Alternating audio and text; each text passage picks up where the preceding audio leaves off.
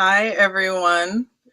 Welcome to the I Read YA panel titled Writing History. My name is Deimosa Webber-Bey, and I am a librarian at Scholastic, and it is my honor to be here today with these authors to discuss writing history with you. At Scholastic, I am in charge of the archive and helping to do research for titles that people are publishing at Scholastic. My pronouns are she and her, and while I'm coming to you from Queens, which is the ancestral home of the Lenape people, this event is hosted by Brain Layer Books in South Bend, Indiana. Please visit their event page. This bookshop is dedicated to developing empathy and building a community centered around the discussion of inclusive books. And if you go to their event page, you will be able to procure an autographed copy of some of the books that we will discuss today. Let me introduce to you now our special guests. Sharon Cameron. Her debut novel, The Dark Unwinding, was awarded the Society of Children's Book Writers and Illustrators Sue Alexander Award for Most Promising New Work, and the SEWBI Crystal Kite Award. Was also named YALSA Best Fiction for Young Adult Selection. Sharon is also the author of its sequel, A Spark Unseen and Wolf, which was selected as an IndieBound Indie Next List Top 10 selection, and a YALSA Best Fiction for Young Adult Selection, and a Parents' Choice Gold Medalist, and The Forgetting, personal favorite of mine, a #1 New York Times bestseller and an Indie Next pick of the list selection, and the companion novel, The Knowing. Also love that one. Her novel, The Light in Hidden Places,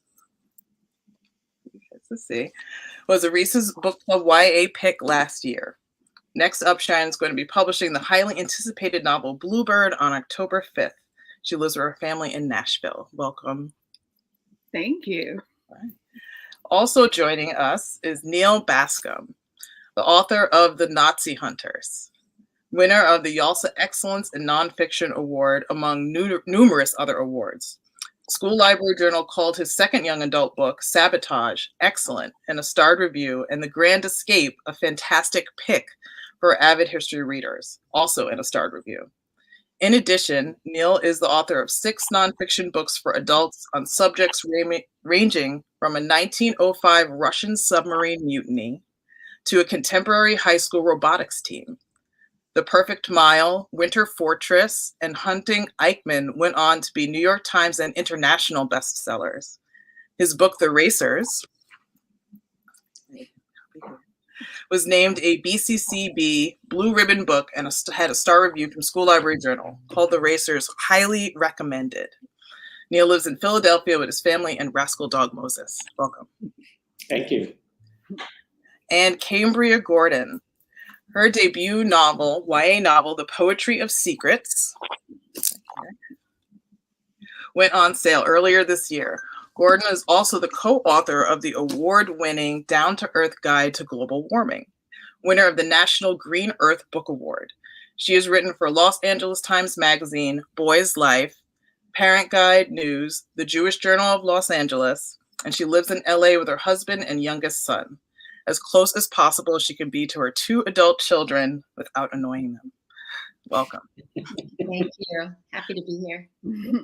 So I wanted to start off simply with you guys and give you the opportunity to each tell us a little bit about your book and what inspired you to write about the particular moment in history that you chose. So if we could start off with Sharon and then move around. Happy to do that. Well, the Light in Hidden Places, and I have a copy here as well, is a very different project for me, and it is a very special project that is just so near and dear to my heart. This is a novel based on the true story of Stefania Podgórska. And Stefania Podgórska was a 16-year-old Polish teenager who was alone and destitute in sole charge of her 6-year-old sister in a German-occupied city in Poland during World War II. And in the middle of the night, there is a knock on her door.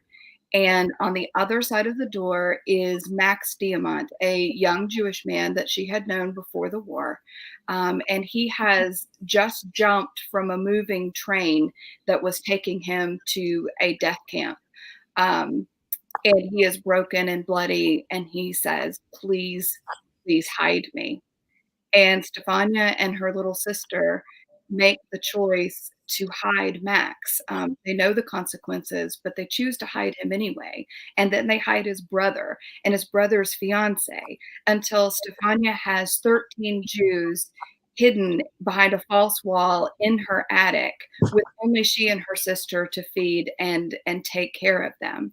And then there is another knock on the door.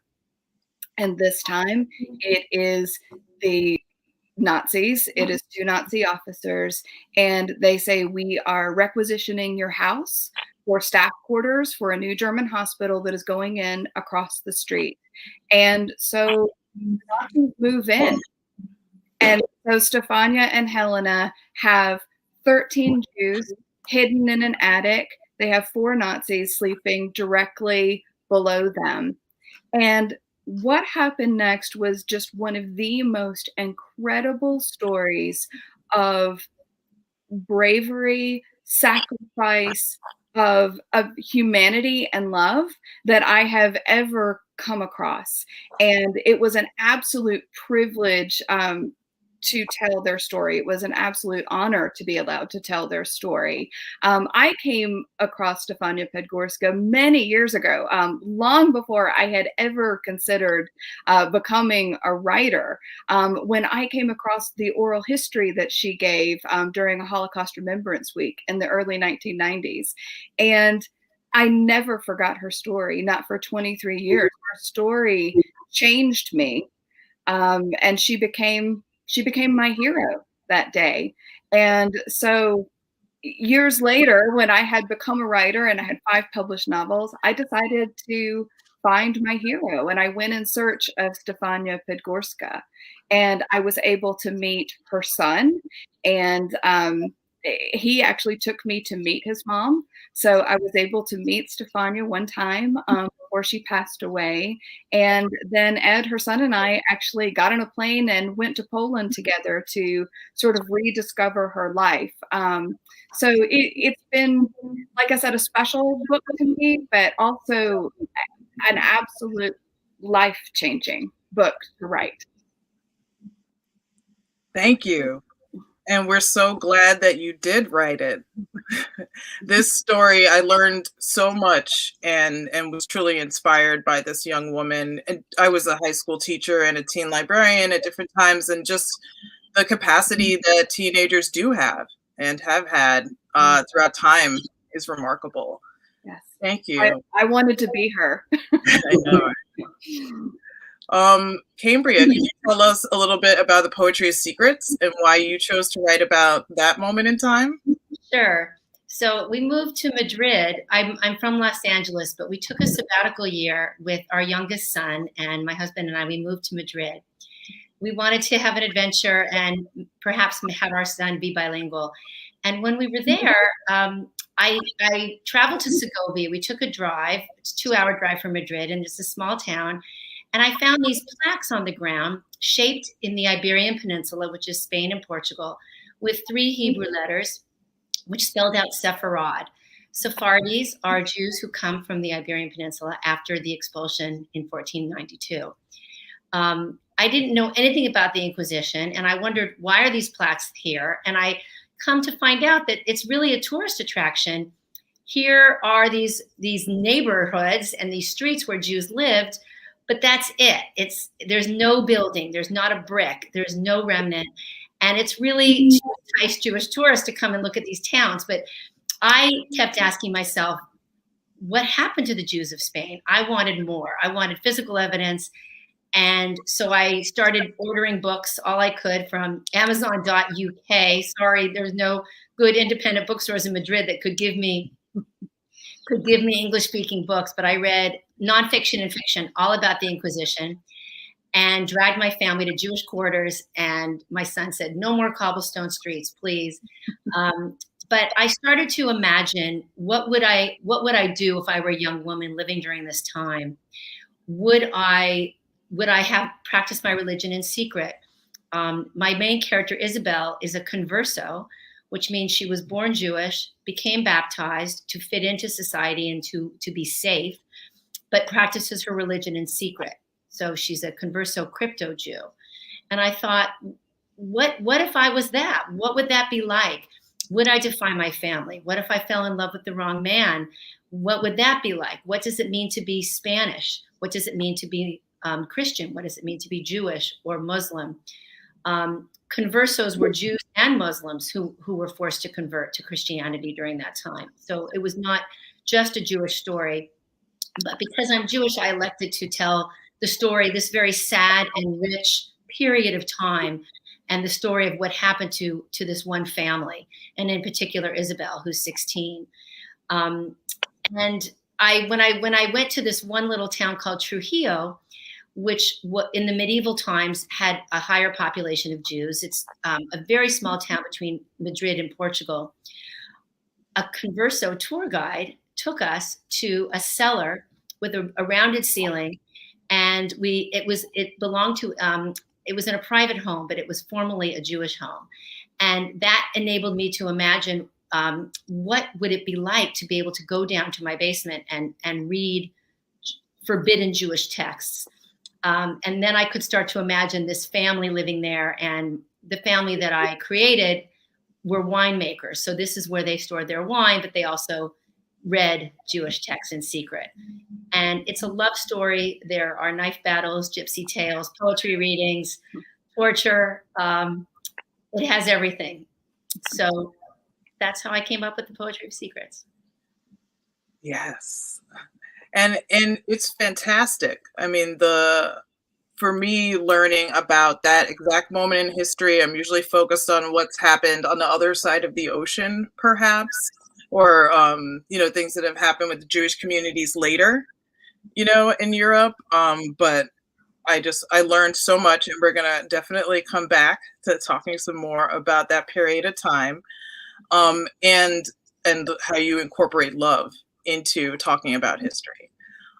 Neal, I'm so excited I just, love your work. All of us, huge fans, of course, and you have incredible detail in your story as well. Can you tell us a little bit about what inspired you to tell this particular story and even this particular race? You really zoned in on right. Not just a moment in time, but 100 specific laps in time. So this story in the Bracers is just as a sort of thumbnail of it, is a story about Renee Dreyfus, who was a Jewish driver in the 1930s, Lucy Schell, who was an American heiress, and they come together to build a race car to take on the German Silver Arrows right before the war breaks out. And I sort of was first captivated by it. I was in New York. I was staying with a friend of mine, and I'm sure Sharon and Cambria can relate to this. Someone's telling me a story. He's like, "Oh, this would make a great book," and I was like, "Yeah, sure, sure it would." But my friend started telling me about this race car called the Delahaye 145, which was built in 1935. And when the Germans invaded Paris, this car, or the 4 Grand Prix cars, were hidden away in mines in northern France so that the Germans couldn't find them. The Germans sought to capture Renee Dreyfus. They also went to the Automobile Club of France to seize and destroy all the records related to the Delahaye and to Renee Dreyfus. And I was sort of fascinated by what was it about a race car or a race car driver that could make this such a important history for the Germans, for the Nazis to eliminate. And so I went out to actually Los Angeles, where this Delahaye 145 had been restored, brought to the United States, restored by classic car aficionados, and then raced in various concours events. and I got to sit in this car, which was, very sort of low slung, open air, that you sort of like you're driving a sled. It went about 100 miles an hour. It could go about 160, but at about 100 miles an hour, I started to lose my wits and was quite afraid. But the roar of the engine and the sort of narrow wheels and the jaggedness of the driving, I was sort of very captivated by this idea of racing and Renee Dreyfuss and Lucy Schell, and what was it about their story that so sort of at the time, right before the war, became a sort of signature sporting event that had political and economic repercussions. And so I started to investigate it, looking into Renee Dreyfuss, who was a Jewish driver, one of the rare Jewish drivers of his time. He was kicked out of the best teams of Alfa Romeo and others because of his heritage. And then Lucy Schell, who could have lived a very sort of idle life. She was very wealthy, his only child. Her parents had died, but she was one of the early speed queens, female race car drivers. And she just was an absolute dynamo. And so she comes together with Renee to build this car to take on the Germans. And they had this really incredible relationship that was very much a friendship, but also almost Lucy pushing Renee to understand who he was, what his heritage was, how he could be a symbol for the Jewish people against the Nazis, and their very heroic journey against these Silver Arrow race cars, which dominated motorsport in Europe right before the war, which was the biggest sport at the time. And so this story just had all these elements of very much a David and Goliath story, which is the kind of stories that I love to tell. And so almost from the get-go, I was captivated. And also it gave me the opportunity to spend, about a half a year walking these race courses in France and Germany and Italy and driving these really classic cars and getting to understand and learn their history and the people who built them and raced them. And it's been a joy to tell this story that really no one had heard of before. Yes. My dad is a car guy, and this morning, the first thing I did when I woke up was send him a YouTube video about the Delahaye 145, because he was so interested, he needed to know exactly which car. So I wanted actually, Neal, to reverse the order and start with you again for the second question, because you've been writing nonfiction for a while. And so you told us a little bit about your process as far as gathering in the information. But I was interested if all of you guys could share with the audience, which we know will have, teachers, librarians, parents, but also kids, teenagers.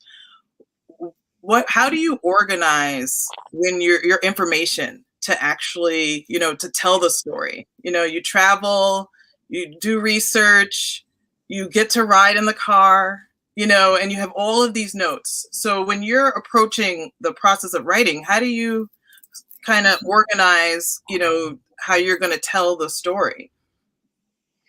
Yeah, I mean, I have a very weird system that I could detail in pretty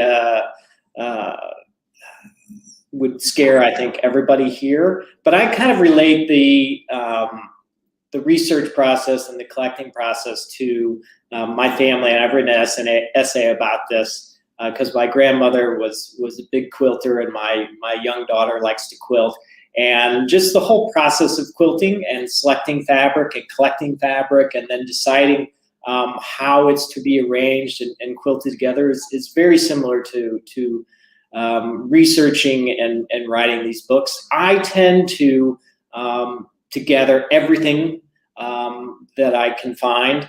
Starting first with the books and then looking in the back of the books for where this information came from, and then going to those archives. And once I'm done with those archives, going on personal interviews and going to see the scenes, and then bringing all that together. I then sort of read through all this sort of notes that I have, and I keep them on a sort of spreadsheet. And I let it sort of gestate and germinate in my brain. And it kind of, after I give it a few weeks of that, and then I begin to sit down and say, okay, so where do I start this story? What's the scene that begins this history?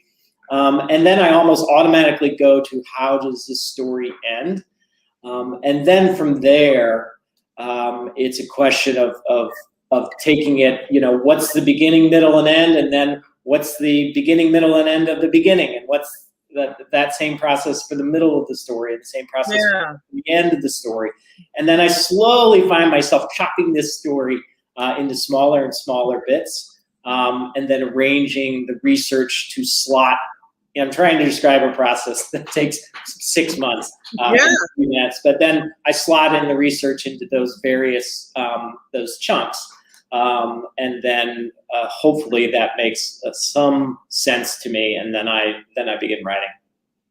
And the way that you started with them coming in and taking the records, immediately hooks the reader when the Germans come and they take the records of the race.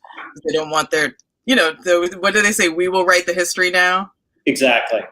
Which tells, is the introduction to what the whole idea of this story is that it was so shaming for the Germans to be beaten by a Jewish driver in a French car and an American heiress. Yeah. That they need to eliminate this history, and so that sort of propels the story from the beginning, or hopefully. Yeah. And I find myself, wondering what the records say, even though we got, you've put it together for us. So I wanted to go to Cambria next, so you can tell us a little bit about how you pull a story together when it's fiction. You do all of the research, same thing, you visit the places, you collect, information about everything that's going on. And then how do you actually decide, what information you're going to put in and how you're going to fit it in with plot, because you've got the story that, is compelling, and, you move from page to page. And then I'll give Sharon a heads up that I'm going to ask you about going from, fiction to writing nonfiction. Cambria, how did you organize your storytelling?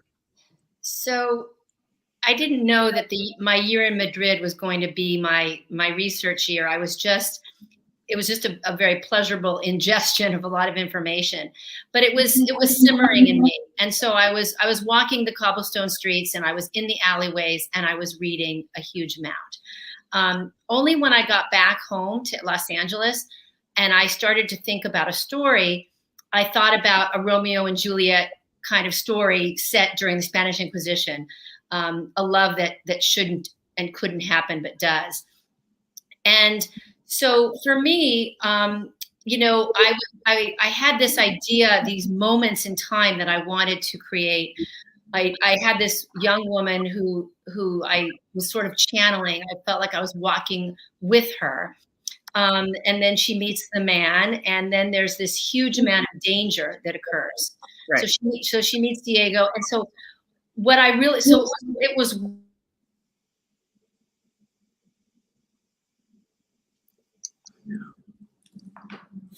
I think Cambria may have froze for a second. Did I go out? Am I back? You're back.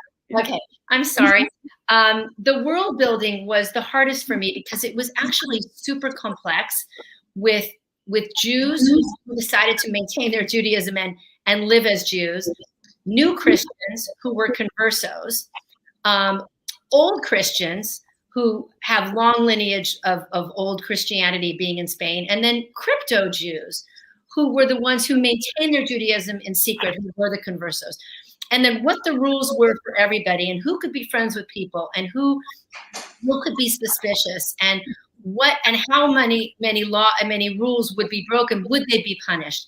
Now, this town that I set it in, I chose Trujillo as opposed to Madrid or Toledo, which was the capital at the time, because I wanted it to be a little bit off the radar, so that maybe the inquisitors would turn a blind eye and not pay attention as much to a small town and get there later. And the book is also set in 1481, which is the eve of the Inquisition. Right. No one knows what's going to happen. So Neal talked about endings. We all know the Jews were expelled in 1492, but what happened from 1481 until that moment. And most people felt it was not going to happen to them, or, you know, similar to the Jews during World War II. Oh, I'm a good German. This will never happen to me. So I was really intent on creating this story of this false sense of security and this fear that occurs, and have it be discovered along the same time that the characters and the reader are discovering it. History is unfolding. So that's really what I was trying to go for. But I completely had to go back to a huge amount of research. There were two books in particular that I thank the gods of writing for. One was called The End of Days, which was a thesis paper written by a Canadian woman, and it was filled with facts and history. And then the other book was called Trujillo, which was the town records and the crimes and the small impersonal injustices that went on in Trujillo. It was written in Spanish and English, and there it gave me the idea of, you know, if a Jewish family invites a non-Jewish family over for a holiday, everyone is at risk and everyone could be arrested. And that was in this book. So these gave me wonderful plot ideas. But I always go back and forth. I have tabs in every single book, research book. I have files next to me. So I write a paragraph, and then sometimes I'll leave a blank if I just don't know the detail and I need to get my story out, and then I'll go back and fill in. Right. Oh, that's so interesting. I used to use legal pads and have all of my quotes on them, and then I would be crossing them out as I wrote. And then once I had finished using all the quotes, paper's done. And then I would just try to tie it up very neatly. Did you save those? Do you still have those papers? Some of them. But you know, when you were speaking about this moment in time, you know, I did not realize, you know, how complex and segregated and divided, you know, the communities were at that moment in time. I think that, you know, I'm familiar with the Jewish ghettos as they are described during World War II and people moving around. So this was a real window for me, you know, to learn about that moment, you know, before 1492 and what it was like even prior to 1481, you know, just like all of what was leading up.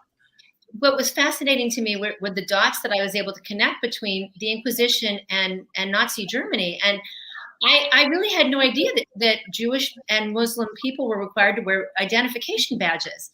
I thought that was a unique experience in Nazi Germany. And so there were so many discoveries for me, and a lot of the rhetoric that the Dominican priests were espousing, I really believe Hitler took directly from. And there were so many limitations on where someone could live and what career they could have and who they could marry and how they could dress, and they couldn't cut their hair, and certain businesses were just closed to Jews and to Muslims. And that was amazing to me, and so similar to the Nuremberg laws that happened in 1938.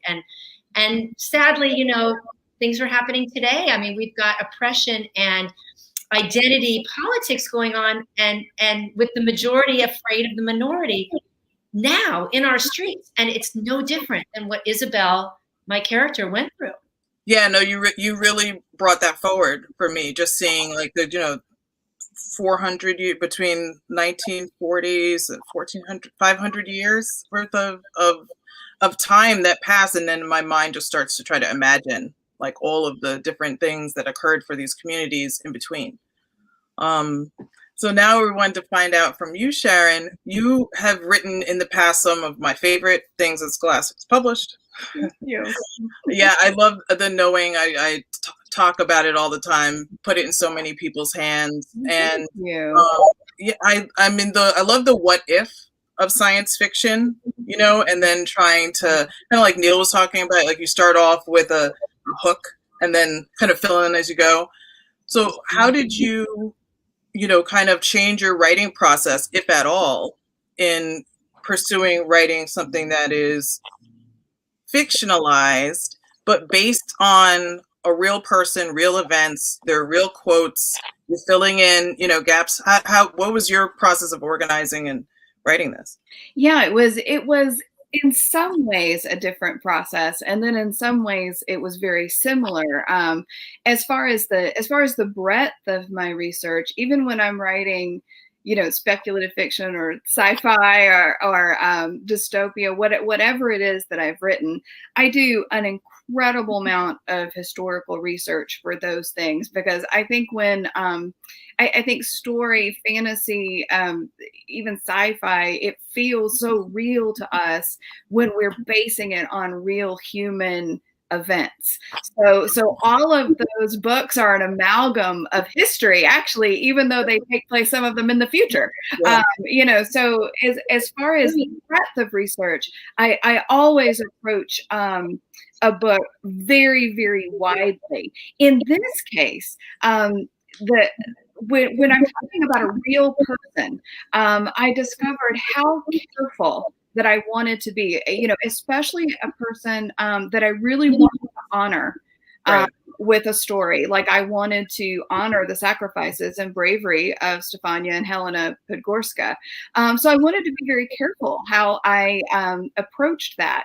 And, Stefania's son, Ed, really laid a gift of trust in my lap to tell this story. And I did not want to betray that. So I did approach it so carefully. Ed shared with me Stefania's unpublished memoir. Right.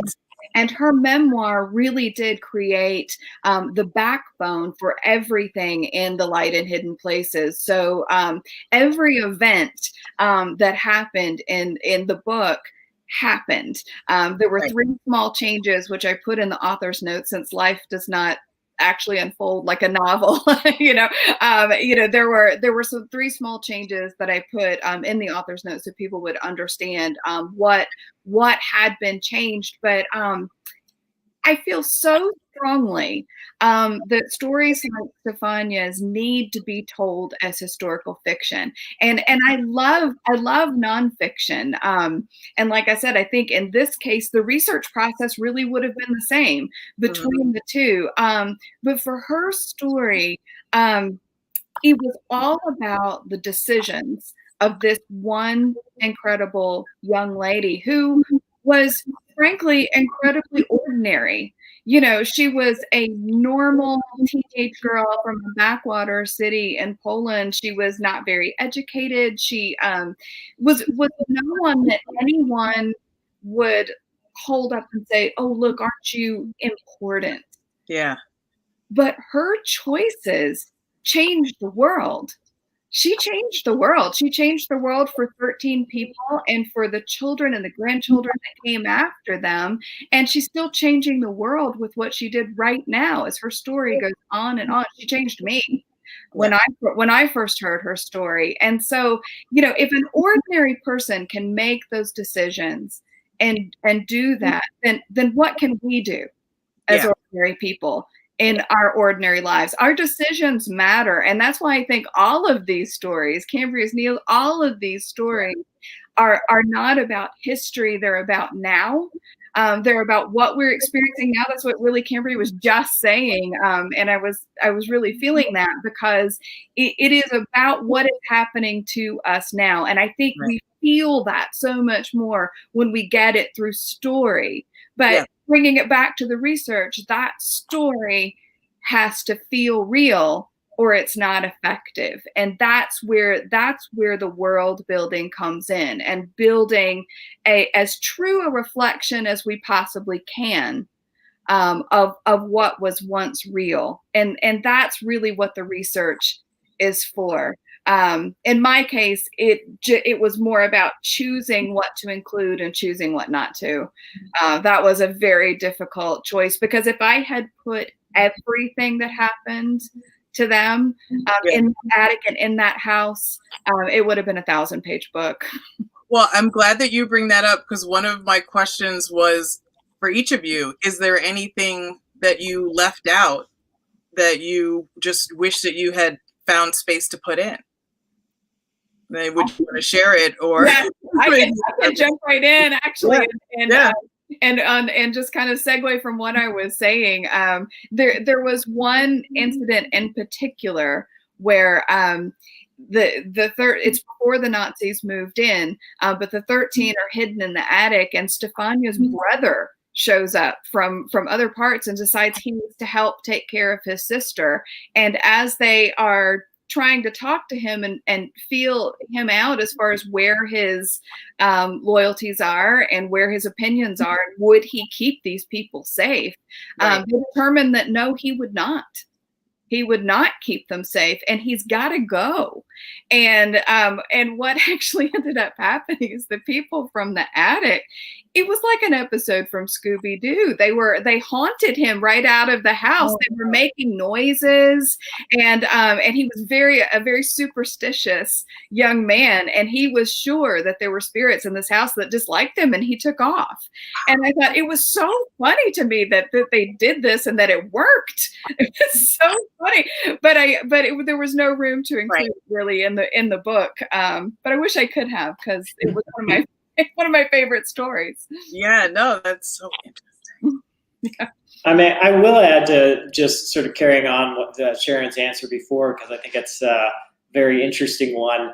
And Sharon, you were saying about feeling like this had to be historical fiction, and really this is a story about the decisions that people make.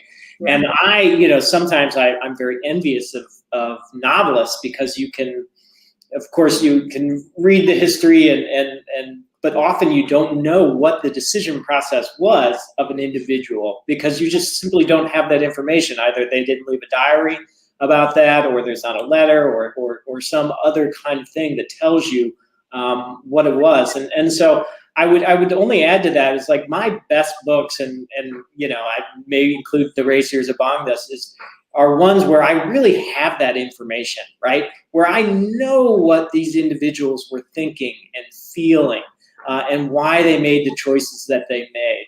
And so with Rene Dreyfuss, for instance, like following him through the period from when he was kicked off all these teams to when he was tapped by Lucy Schell, like all that sort of fear and sense of loss, and deciding whether or not he's willing to risk himself with Lucy Schell or not. That's all about the decisions and being inside someone's mind. And so for nonfiction, particularly narrative nonfiction, like I write, to that's all about the research. Like, that's getting those memoirs and that kind of information. And then for the question about leaving stuff out, it's like, I feel like that's half of writing in some ways. It's like, what do you choose? What do you choose to edit? And in particular for this story, like, it was one that perhaps of all the books I've written, I found myself editing more, sort of cutting stuff out, because it's such a rich world. There in the chat here, there's a question of like, what decade you want to live in. And I always thought, the 20s for sure, I'd want to live in that decade. But these 30s in motor racing, with all these just dynamic, charismatic, sort of colorful characters, like Tazio Nuvolari, who's called the Flying Mantuan. And I had lots of information about him, and I was like, because he's such an incredible character, he drives with a broken arm and all this other stuff. And then I was like, this is Renee's story. This is Lucy's story. I can't go into this too much. And so I had found myself extracting that story. And so that's just the nature of writing these books, is really the editing and cutting and deciding, what story are you telling? And that's something I always have to keep asking myself. What details serve the truth that the story is trying to do? Yeah.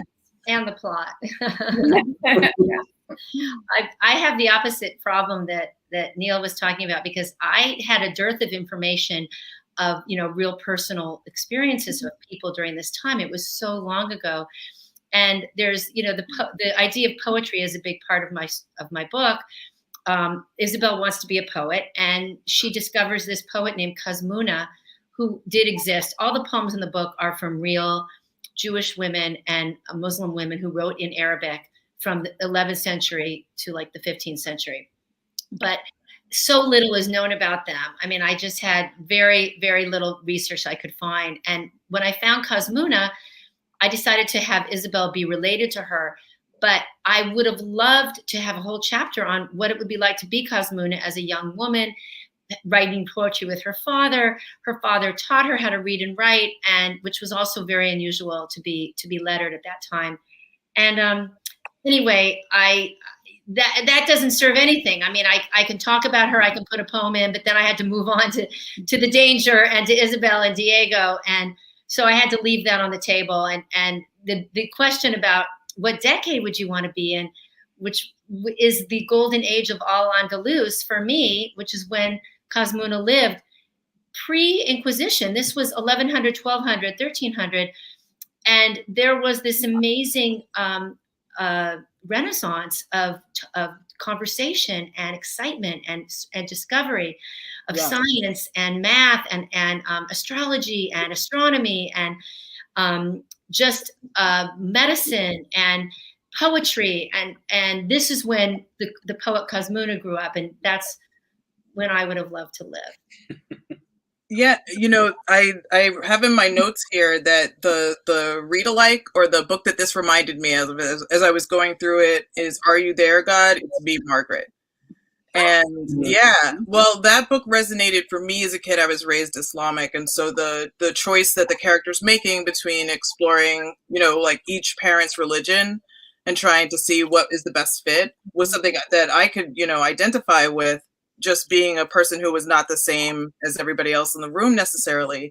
And then here you've got incredible detail from art history and philosophy. You know, like you're really captured that moment in time where people were having these philosophical debates about the origin of man and the origin of free will and stuff like that. So could you talk a little bit about just, you know, what it was like, or where you got the, I don't know what the best word is, but, you know, how did you kind of pull together all of these different ways of thinking and you know, incorporate it into dialogue, you know, a conversation between people? Because I could see this, you know, as a way that I could explain to people these different, like, enlightenment and what was going on at the time, and the way that, you know, thinking was happening. First, let me say I love being compared to Judy Blume, so thank you so much.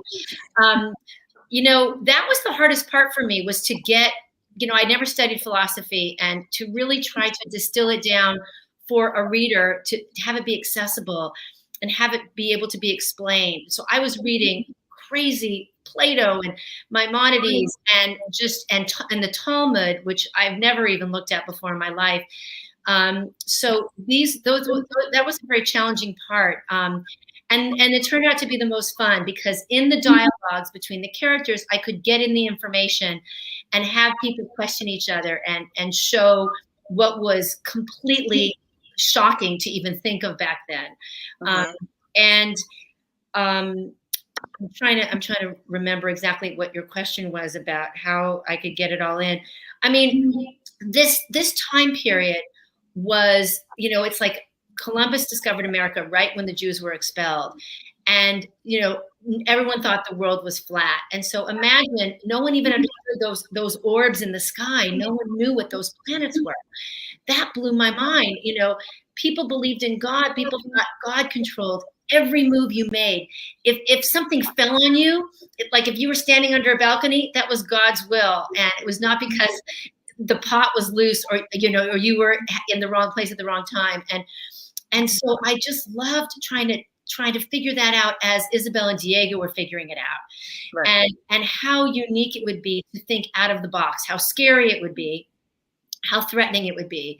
But that was an enjoyable part for me, a challenging part and an enjoyable part. And you know, and it's fun to think, you know, we take all these ideas for granted now, but to be at the moment when they were discovered, you know, even medicine, like I have a character who has bloodletting happen to her.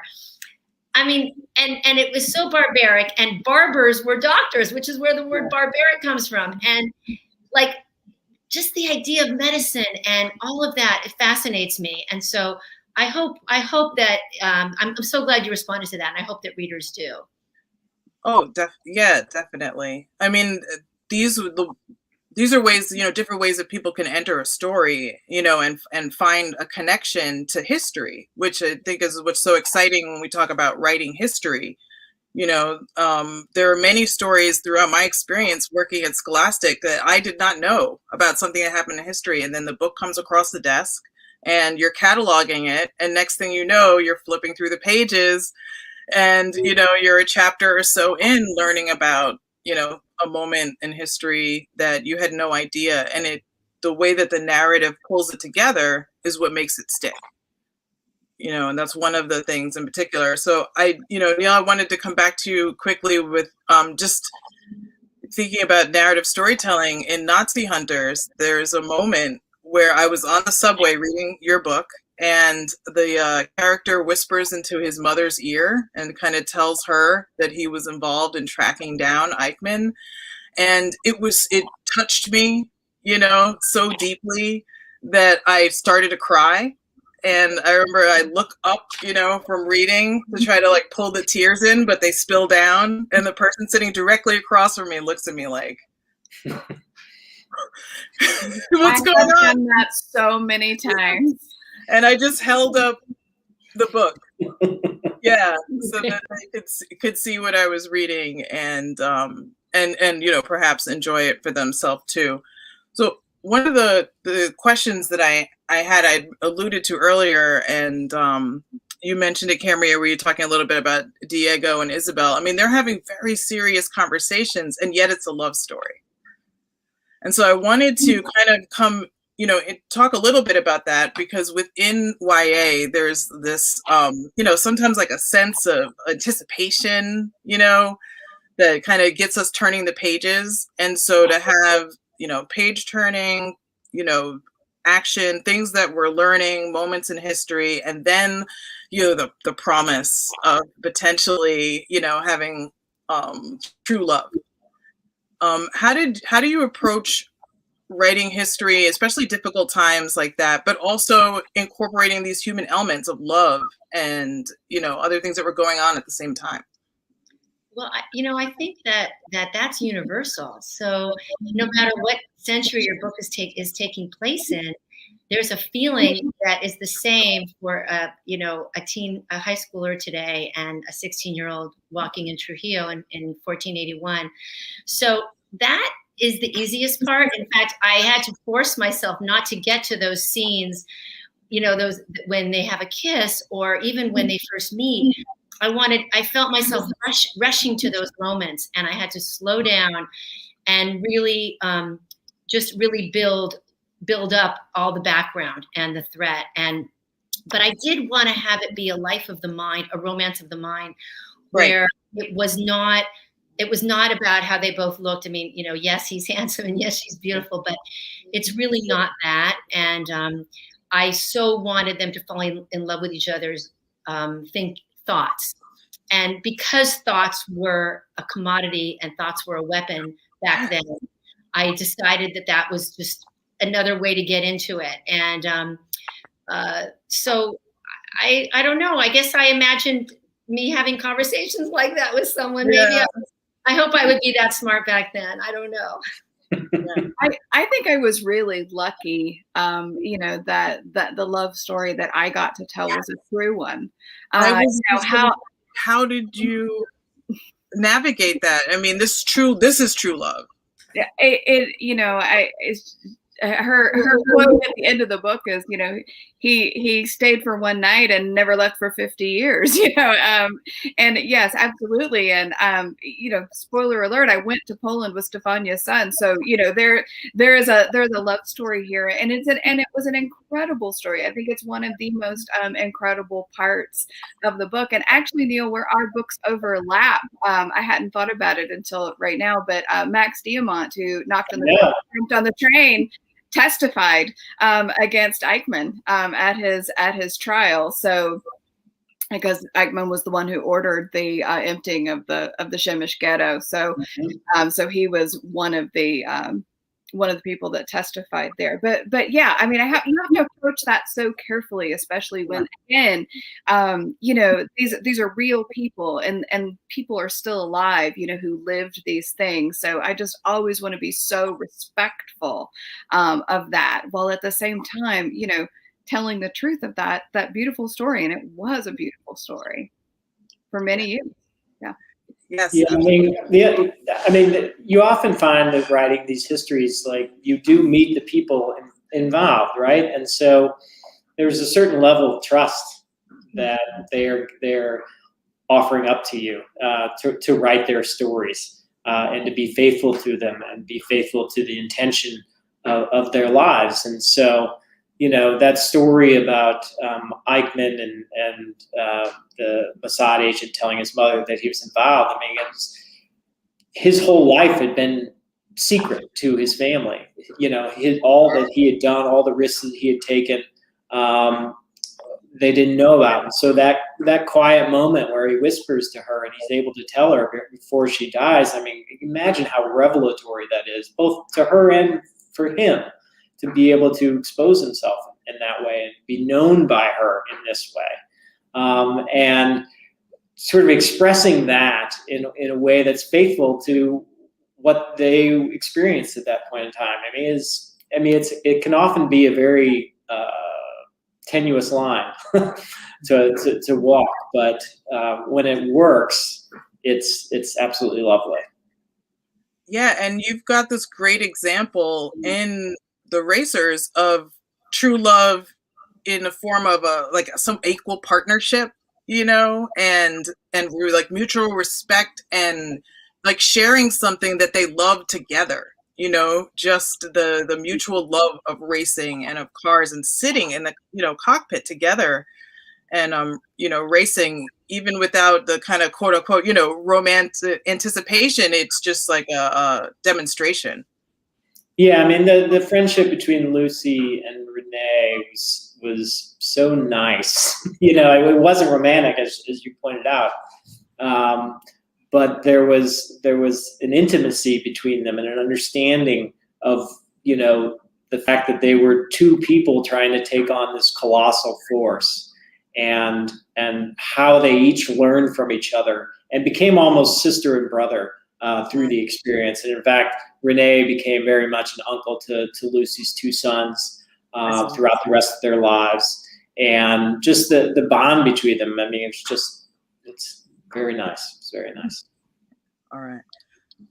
Thank you guys very much. So we're going to look, we've got a couple questions in the chat here. And one of them I think we already covered, which is, what do your research processes look like? So you think about that, and if there's anything you want to add. But let's go to if you had been born in a different decade, which one would it be and why?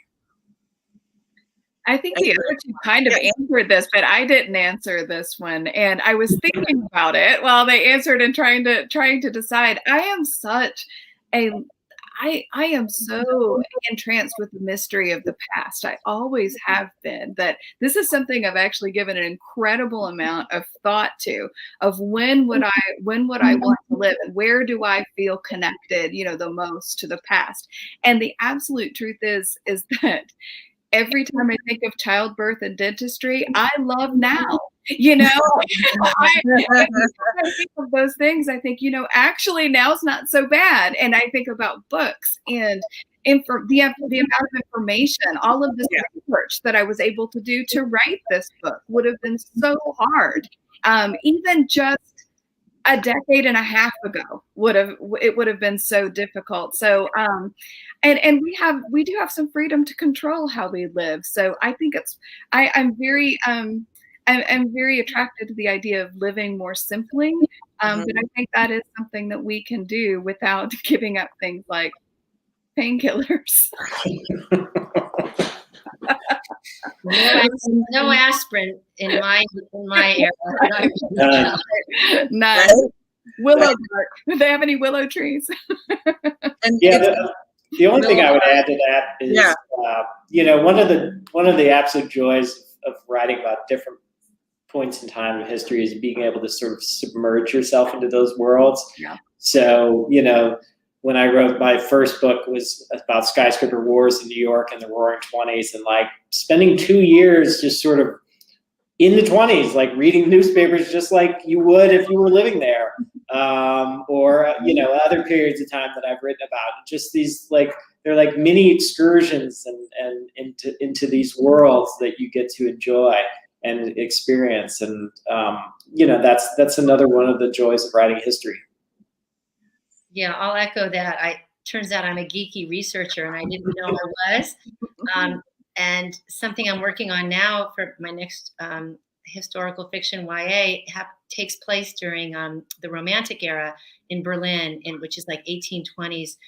And I can't believe how wonderful and exciting and gorgeous it was, and musical. And it's my book is set in the music world, but I love reading these books and how they talk. They spoke so flowery and not how we speak today. So I don't know. I mean, look, they didn't have indoor plumbing, so, and even the wealthy. So I don't know that I choose that decade to live, but I am really digging the research. And I guess that's what makes us all a little geeky. Yeah. Well, I myself would probably want to be in the future.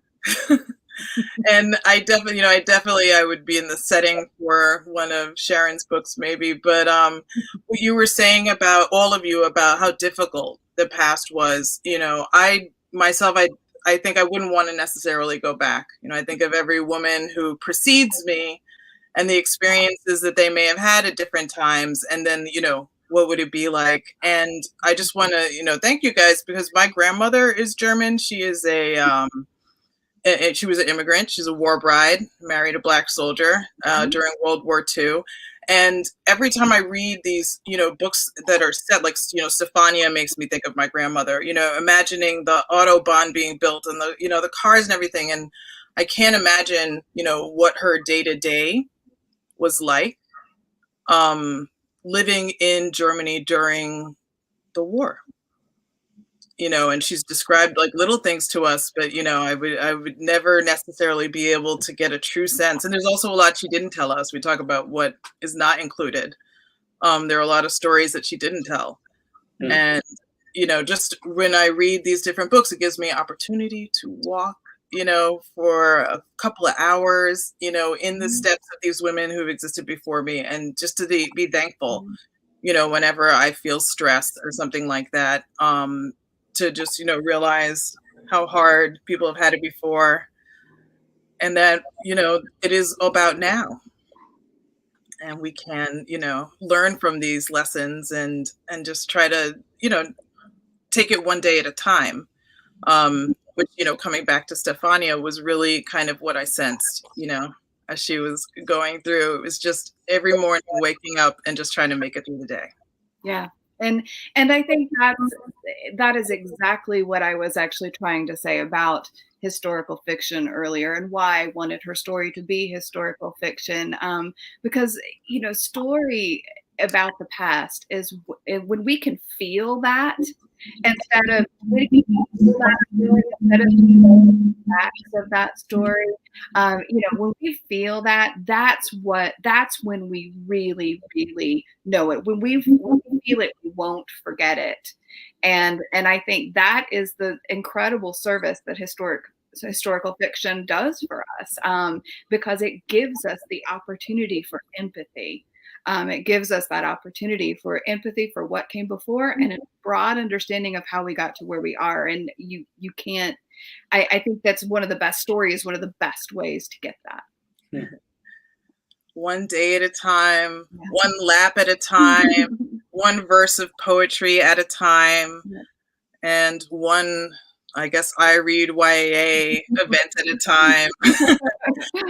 But I want to thank you guys for, your hard work, for the level of detail and energy that you put into your stories to just bring these periods of time, to life for kids. And you create so many entry points for people to, come into history, and just really for it to stick, and for them to, go on and look up more. These are the books that when you put them down, you want to go to the library and learn more about what, the topic. And I think that is just, kind of what we're, all about within the world of librarianship, informational literature and stories, and especially the power of story, which is something that we talk about a lot at Scholastic.